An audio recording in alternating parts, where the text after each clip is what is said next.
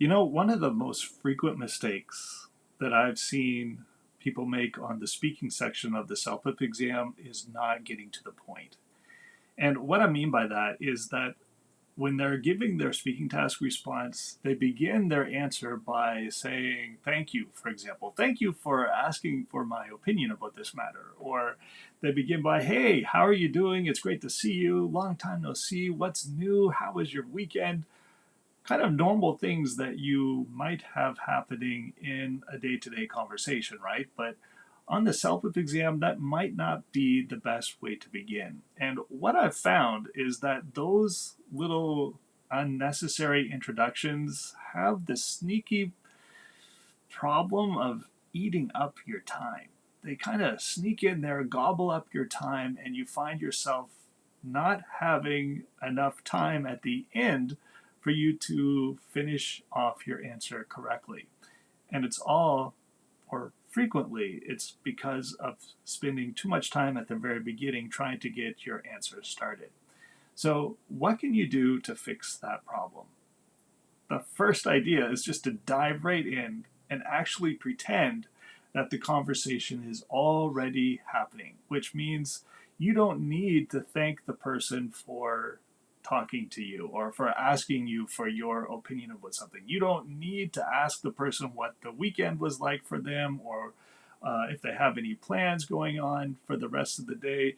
You don't need to do any of that stuff. Just imagine that you're sitting, like, if the question allows for it to happen, and many of the questions that I've seen do, if the question allows for it, imagine that you are sitting across from the person that you're talking to and the conversation is already happening.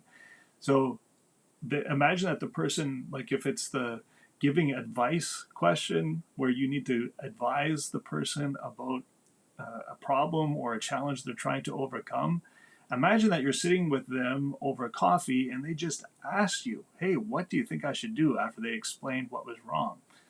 In a regular conversation, you wouldn't respond to that by saying, oh, so how was your weekend? It's so great to see you, right? That would be weird and inappropriate. It would just, your friend would probably like, were you not listening to me? That's not what we were just talking about. I'm burdening myself and sharing my deepest problems, and here you are asking me about my weekend. No, so I want to encourage you to treat your questions that way. Like imagine the conversation is already happening and you are kind of parachuting right into the middle of that conversation and you're just going to begin your answer with, hey, I think that you should do this, or I don't think that you should do that. Like, get right to the point. Don't waste time with unnecessary things that may happen in day-to-day conversations, but in a situation like this where time is so important on the CELPIP speaking section of the exam, time is super important, isn't it? So you don't want to lose time talking about things that don't matter. So pretend that the conversation is already happening and get right to the point. Another thing that I've seen that students sometimes do well and sometimes they don't do well, it kind of is a mix between the two, is showing empathy. Like when I was sharing about that previous mistake, like if the situation is a difficult challenge, like say for example, you are trying to give advice for someone for your friend who's been trying to find work. Let's say that this person has been job hunting for weeks and they just can't seem to get anywhere with their job search, and they come to you to ask for advice. A great way for you to begin would be to show empathy, like, oh, that must be so frustrating for you, or I'm so sorry to hear that it's been so difficult for you to find work. Here are some ideas that might help you, and then just begin talking about your ideas. It's okay to show empathy on this, and in fact, you should show that you care, even though it's an exam, even though it's a situation that's not real. Imagine that it is, because that's going to help you to be more convincing with your response. It will help your response sound more authoritative. It will sound more authentic when you are able to show feeling. And that's kind of what one of the things that test raters are looking for. They're looking for your tone of voice. Like, is your tone matching the situation. So if the person is dealing with a difficult challenge, you offering advice that shows that you care, that shows that you are listening to their situation and that you feel sorry for what they're going through, that will go a long way to helping you give a great response.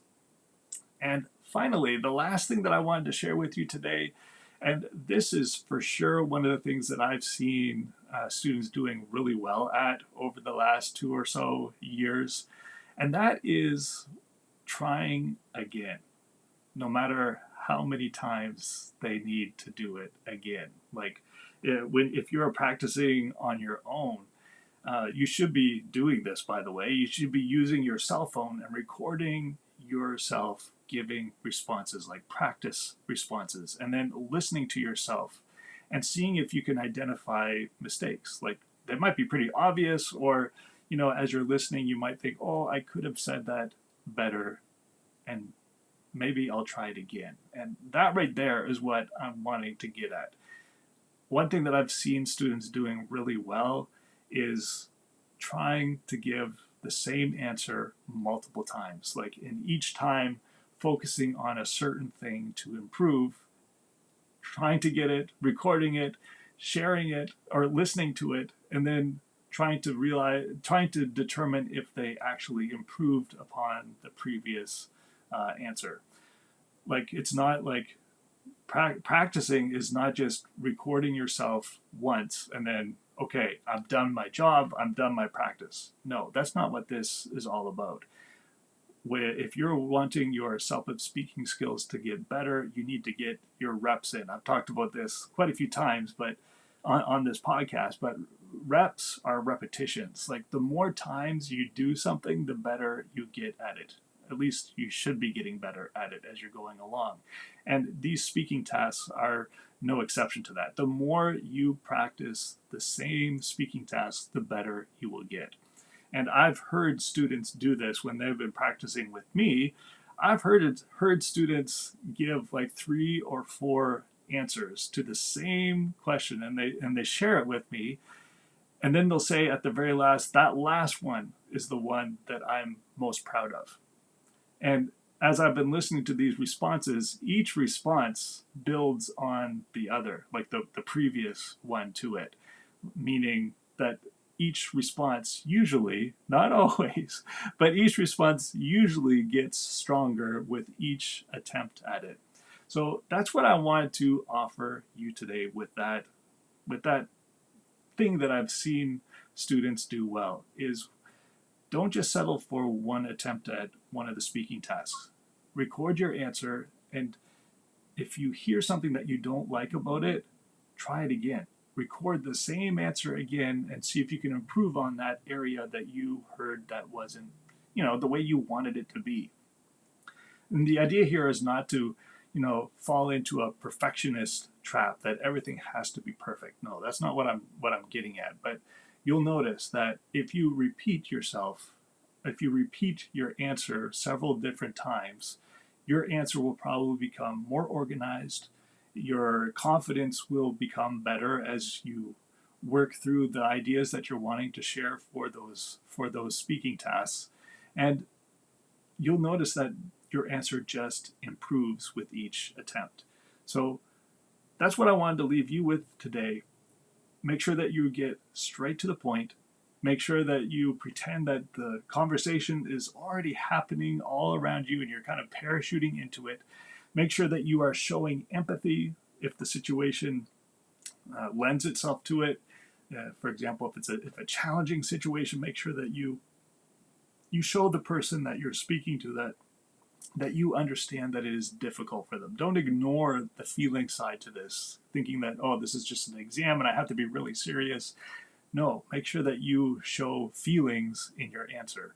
And finally, if you hear yourself making a mistake, like if you're replaying a speaking task response that you gave and you hear, oh, I think I could have done it better, go ahead and do it again.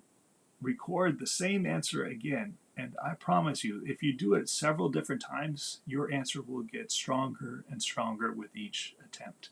And that, my friend, are the three things. Those are the three things that I wanted to share with you today, that I think that if you put them to work in your own CELPIP practice, you will see a great improvement in your own answers. Thank you so much for listening and for watching today. I hope that you have a great week, and we'll see you again real soon. Bye-bye.